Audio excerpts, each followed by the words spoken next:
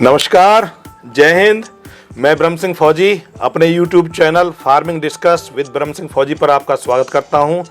और किसान भाइयों, आज आए हैं एक मुर्गी फार्म पर जिसमें एस्ट्रोलॉप और कड़कनाथ की नस्लें हैं। और आइए कोशिश करते हैं आपको ज़्यादा से ज़्यादा एक अच्छे और पुराने फार्मर से मिलवाने के लिए, और साथ ही अच्छी चीज़ें और जो कुछ खराब चीज़ें भी होती है इसमें जिनसे लॉस होने के कारण होते हैं, उन पर विचार करते हैं और डिस्कस करते हैं और आपको नॉलेज दिलाने की कोशिश करते हैं।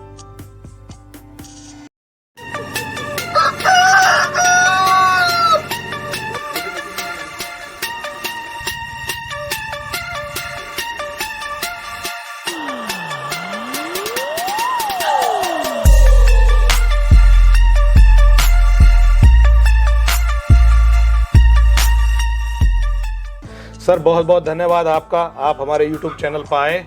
और सर, आप अपना परिचय दें। सर नमस्कार, आपका भी बहुत बहुत धन्यवाद जी। और मेरा नाम है पप्पू चौधरी जी। गांव रामगढ़ और जिला गौतम बुद्ध नगर जी का निवासी हूं मैं जी। अच्छा, आप कुछ बोलने वाले थे मेरे किसान भाइयों को। सर मैं बोलने वाला था, जितने भी हमारे सरहद पे फौजी जी और जो रिटायर्ड फौजी हैं हमारे जी जी सभी से मैं तहे दिल से सभी को सलूट करता हूं जी, धन्यवाद करता हूं जी।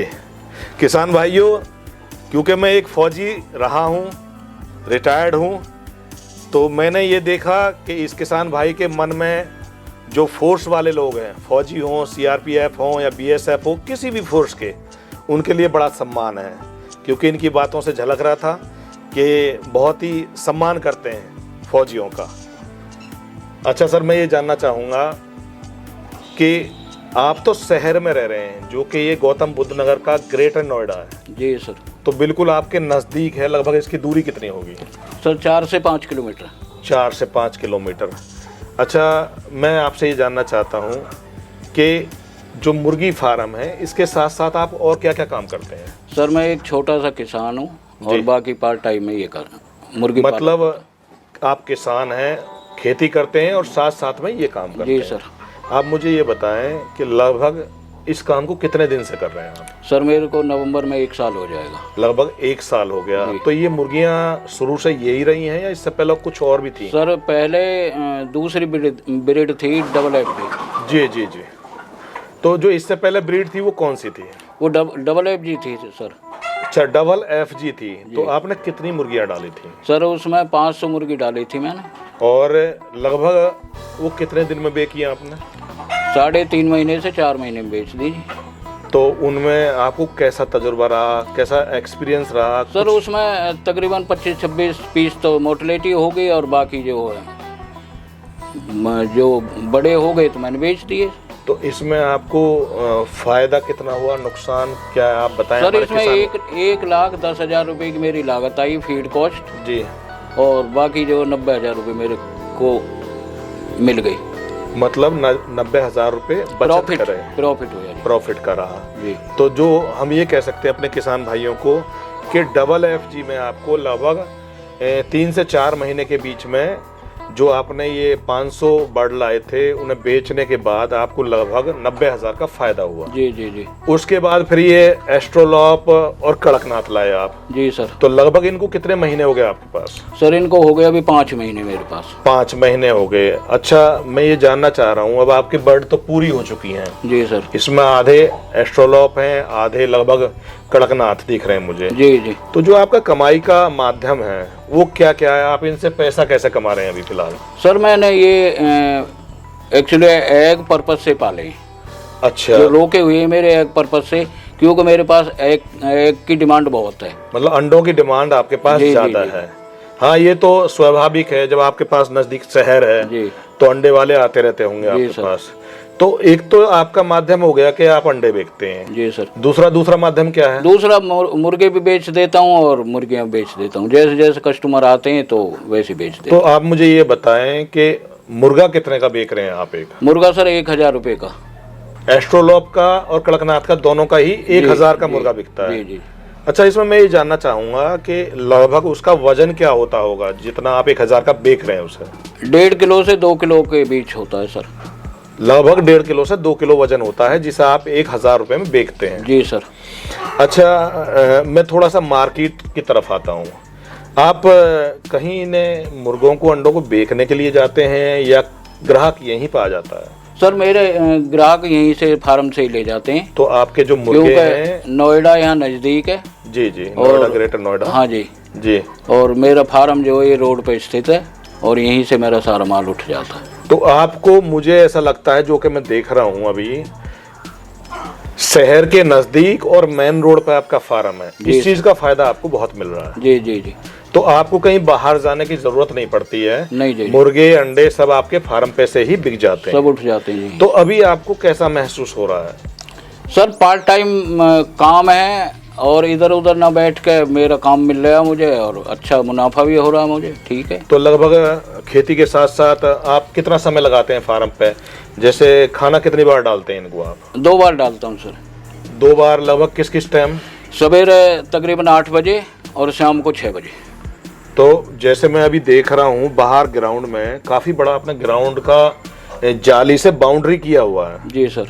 तो आप खाना अंदर ही खिलाते हो या बाहर, क्या करते हैं आप? नहीं सर, जब बारिश होती है और कीचड़ वगैरह हो जाती है फील्ड में तो इनको अंदर ही डाल देते हैं, बाकी बाहर फील्ड में घूमना जरूरी है। तो सुबह शाम आप पहले फील्ड में बाहर निकालते हो, हाँ जी, हाँ जी। वहीं खाना खिलाते हो। हाँ जी। लगभग कितने समय फील्ड में रखते हो बाहर सुबह के टाइम? तकरीबन 3 घंटे में डेली इनको सुबह शाम डेली। लगभग 3 घंटे, 1.5 घंटे सुबह शाम बाहर रखते हाँ जी, हो। हाँ जी, हाँ जी। खाना बाहर खिलाते हो, तो ये उड़ना खेलना कूदना सब बाहर हो जाता जी। है। उसके बाद आप अंदर ले आते हैं। हाँ जी। तो कुल मिला के आपका ये एक्सपीरियंस कह सकते हो कि आपको अच्छा लग रहा है। जी जी। अच्छा, सर मैं ये जानना चाहता हूँ कि अगर एक किसान भाई इस काम को करना चाहता है तो उसके लिए आप कुछ बोलना चाहेंगे? सर मैं किसान भाइयों को सबसे पहले ये बोलना चाहता हूँ कि एक तो 10-5 फार्म पे विजिट करें, वहाँ फार्मों पे जाकर विजिट करें और इस किसी भी काम में, इसमें नहीं किसी भी काम में जल्दबाजी नहीं करें। जी, और एक छोटे स्तर से ट्रेनिंग लें, जानकारी जुटाएं और छोटे स्तर से काम स्टार्ट करें। मतलब काम को पहले सीख लें। जी जी जी। काम को, जैसे खाना कौन सा खिलाना है, वक्त वक्त पर वैक्सीन कैसे होनी है, सही बात, या दवाइयाँ कैसे देनी है, इनका रख रखाव, जी, सर्दी गर्मी या जो भी बरसात है, इन सब चीज़ों से इनको कैसे सुरक्षित रखा जाए और प्रॉपर इनकी देखभाल की जाए, उसके बाद ही काम करें और छोटे स्तर से करें। छोटे स्तर से करें। ठीक है। अच्छा किसान भाइयों, जैसा कि सर के द्वारा दी गई हुई जानकारी है, आप समझ गए होंगे। बार बार मैं अपनी वीडियो में यही कहता हूं, मेरे किसान भाई, किसी भी काम को करें आप प्रॉपर ट्रेनिंग लें, उसको सीखें। और सीखने में भी कई चीज़ें आती हैं, जैसे पक्षियों का रख रखाव, सर्दी गर्मी या और भी कोई मौसम हो उसमें कैसे रखा जाता है, पर्दे वक्त वक्त पर कैसे लगाए जाते हैं, या आप खाना कितने बार खिलाते हैं, इनकी वैक्सीन जो प्रॉपर इन्हें लगाई जाती हैं ताकि इनमें इन्फेक्शन और बीमारियां ना आएँ। तो ऐसी चीज़ों का ज्ञान ले लें, ट्रेनिंग ले लें, उसके बाद अपना काम स्टार्ट करें, लेकिन छोटे स्तर से स्टार्ट करें। क्योंकि कभी कभी ऐसा होता है किसान भाइयों कि बड़े स्तर पर आदमी काम कर लेता है, नॉलेज होती नहीं है और बीमारी आ जाती है या मृत्यु दर आ जाती है, उससे किसान को बहुत नुकसान हो जाता है। फिर मेरे किसान भाई ये कहते हैं कि काम अच्छा नहीं है, नुकसान हो गया है। मेरे भाई, नुकसान का कारण होता है कि कोई भी आप प्लानिंग नहीं कर रहे हैं प्रॉपर, या उस काम को करने की आपको नॉलेज नहीं है, तभी नुकसान के चांसेस होते हैं। इसलिए हम, मेरे किसान भाइयों, ये कहते हैं कि आप छोटे स्तर से करें और पूरी जानकारी लेने के बाद करें। और सर आपका बहुत बहुत धन्यवाद, आप हमारे YouTube चैनल पाए, हमारे किसान भाइयों को आपने अच्छी अच्छी जानकारियां शेयर की। और पप्पू जी मुझे ये बताएं कि लगभग कुछ सवाल मेरे बाकी रह गए हैं जो कि मैं अपने किसान भाइयों के साथ शेयर करना चाहता हूं। आप मुझे ये बताइए, आपका जो फीड मैनेजमेंट है उसमें बताएं, आप अपने पक्षियों को क्या खिला रहे हैं? सर अधिकतर तो मैं जो बाज़ार से आता है फीड वही खिलाता हूँ, और ज्वार बाजरा मक्की ये सब डलवा के, जो कंपनियों की फीड है वो खिलाते हैं, और समय समय पे कुछ अपने घर से भी लाके हाँ जी। खिलाते रहते हाँ जी, हैं। हाँ जी। और अगला सवाल मेरा ये है आपसे कि ये जो आपका शेड है, लगभग इसकी लंबाई क्या है और चौड़ाई क्या है? ये 27.5 बाई 80 है जी। 27.5 फीट चौड़ा है और लंबा 80 फीट है। 80 फीट है। और मैं ये जानना चाहूँगा आपसे कि लगभग इसमें आपका पैसा कितना लगा, क्योंकि आपने सेट तो बना ही रखा है, साथ में जो तारों की ये फिनिशिंग कर रखी है चारों तरफ, इसका पूरा प्राइस बताएं मेरे किसान भाइयों को।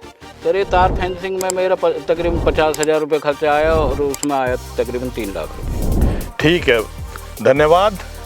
किसान भाइयों, कुछ चीज़ें अगले एपिसोड में आपके साथ शेयर करेंगे। अभी हमारे चैनल को सब्सक्राइब करें और इंतज़ार करें हमारे अगले एपिसोड का। धन्यवाद, नमस्कार, जय हिंद।